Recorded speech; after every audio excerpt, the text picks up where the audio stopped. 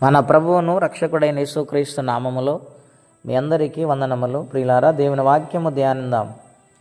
ఆదికాండము 35 అధ్యాయం 1వ వచనం. దేవుడు యాకోబుతో, నీవు లేచి బేతేలునకు వెళ్ళి అక్కడ నివసించి నీ సహోదరుడైన ఏసావు ఎదుటను నీవు పారిపోయినప్పుడు నీకు కనబడిన దేవునికి అక్కడ బలిపీఠము కట్టమని చెప్పగా, దేవుని పిల్లలారా, పద్దనరాము నుండి యాకోబు గారు ప్రయాణమై సిరి సంపదలతో బిడ్డలతో ఆయన ప్రయాణము చేస్తూ ఉండగా షెకెమునకు వచ్చారు. అక్కడ కొన్ని సంఘటనలు జరిగినాయి తన కుమార్తె విషయంలో. ఆ సమయంలో తన బిడ్డలు కోపోద్రేకులై ఆ ఊరంతటిని నాశనము చేసినప్పుడు యాకోబు గారు భయపడ్డారు. ఆ సమయంలో దేవునికి మొర్రపెట్టాడు. దేవుడు ఆయన ధైర్యపరిచి, నేను నీకు తోడై ఉన్నాను, తిరిగి ప్రయాణము చేయమన్నారు ఆయన. యాకోబు ఆ మాటకు లోబడి ప్రయాణము చేయుటకు సిద్ధపడినప్పుడు దేవుడు మాట్లాడుతూ, నీవు మ్రొక్కుకున్న బేతేలులో ఆ మ్రొక్కుబడి చెల్లించు అని అంటూ ఉన్నాను. ద్వితీయోపదేశ కాండము 23వ అధ్యాయం 21వ వచనములో, నీ దేవుడిని యెహోవాకు మ్రొక్కుకొని ఆ మ్రొక్కుబడి చెల్లించుటకు తడవ చేయవద్దు, ఆలస్యము చేయవద్దు.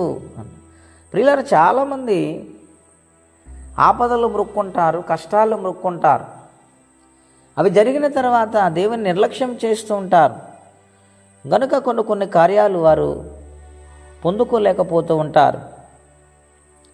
ప్రియులారా, నాకు తెలిసిన ఒక వ్యక్తి ఉన్నారు. వారు ఒక మొక్కుబడి చేసుకున్నారు. కుమారుడు పుట్టినప్పుడు 2 సంవత్సరాల మాటలు రాకపోతే ఆ అబ్బాయి మాట్లాడితే దేవుని సన్నిధిలో సాక్ష్యం ఇచ్చి సంతోషముగా దేవుని మహిమపరిచి సంఘాన్ని పిలుచుకొని దేవుని యొక్క సన్నిధానములో ప్రార్థించాలని కోరుకున్నారు.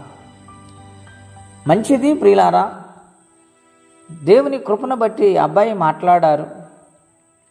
మాట్లాడి ఇప్పుడు 2 సంవత్సరాలలో ఆయన మాట్లాడారు.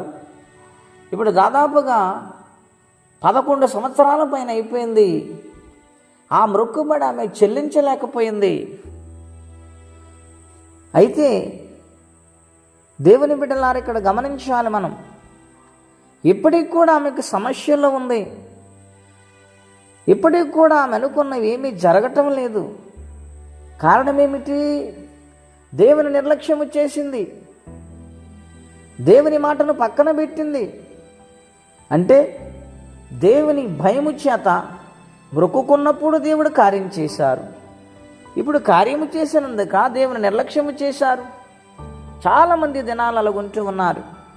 అదేమాత్రం మంచిది కాదు. ఇంకను నేను దేవునికి ఏమి చేయాలి? నా కార్యము జరగాలంటే, నేను ఈ సమస్య నుండి విడుదల పొందాలంటే, ఈ పరిస్థితులు నేను దాటాలంటే నేను ఇంకా ఏమి చేయాలి అని ప్రభు కొరకు పరితపించు భక్తి జీవితం మనం కలిగి ఉండాలని ప్రభు పేట మనవి చేస్తున్నాను. యాకోబు బేతులు దగ్గరికి వెళ్ళి ఆయన మొక్కుబడి చెల్లించినప్పుడు దేవుడు ఆయన ఆశీర్వదించారు. యాకోబు, ఇక నీ పేరు యాకోబు అనబడదు, ఇక నుంచి నీ పేరు ఇశ్రాయేలు అన్నారు. హల్లెలూయా. కనుక దేవుని సందులో మొక్కుబడి చెల్లించే వారిగా ఉండాలి. దేవుని సందులో లోబడే వారిగా ఉండాలి. ఏమాత్రం నిర్లక్ష్యం చేయటం మంచిది కాదని, దేవుని కార్యములందు ఆసక్తి కలిగి ఉండాలని, ఇంకను దేవుని కొరకు ఒక అడుగు ముందు వేసేవారిగా మనం ఉంటే జయ జీవితం దేవుడు మనకు అనుగ్రహిస్తారు. అట్టి కృపా తీర్మానం పరిశుద్ధాత్మదేవుడు మనందరికీ దయచేయను గాక. ప్రార్థనండి. అత్యంత కృప కలిగిన దేవా, మహోన్నతమైన మీ నామం కొరకై వందనాలు.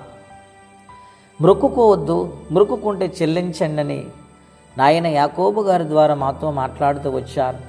ఆయన మొక్కుబడి చెల్లించినప్పుడు ఇశ్రాయేలుగా నీవు మార్చావు నాయన. ఎంతటి గొప్ప దీవెనని ఇచ్చావు తండ్రి. మా జీవితాల్లో కూడా ఎక్కడైనా మేము మర్చిపోయామేమో క్షమించండి. జ్ఞాపకం చేసుకుని దైవాశీర్వాదాలు పొందటానికి కృపనిచ్చి మహిమ తెచ్చుకోమని, ఎవరే కష్టంలో బాధలు ఇబ్బందులు ఉన్నారో వారికి నీ సహాయం ఇచ్చేయమని యేసు నామములో ప్రార్థించి వేడుచున్నాము తండ్రి. ఆమేన్. దేవుడు దీవించును గాక.